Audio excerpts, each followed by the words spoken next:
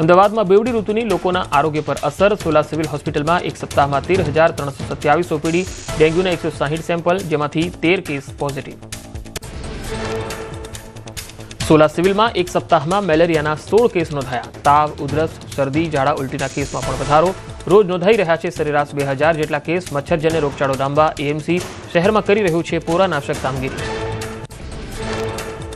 Unjha market યાર્ડમાં કમોસમી વરસાદ બાદ જીરાના ભાવમાં વધારો નોંધાયો. ભાવમાં 20 કિલોએ 300 રૂપિયા કરતાં વધુનો વધારો થયો.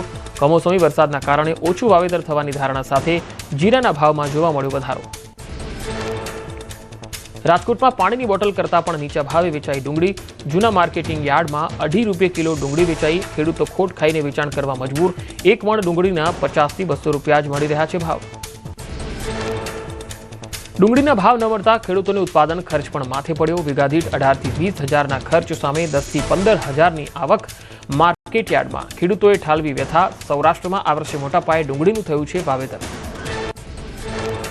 મોરબીમાં માવઠાના મારથી ખેતીમાં મોટી નુકસાની. 8 ગામના ખેડૂતોએ દેવા માફી અને સહાય પેકેજને લઈ કલેક્ટરને આવેદન આપ્યું. ખેડૂતોએ કહ્યું વહેલી તકે સહાય પેકેજ જાહેર કરવા અને દેવું માફ કરવાની માંગ.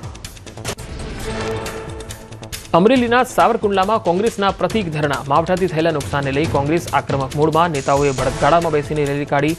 ખેડૂતોને સહાયની માંગ સાથે આવેદન આપ્યું.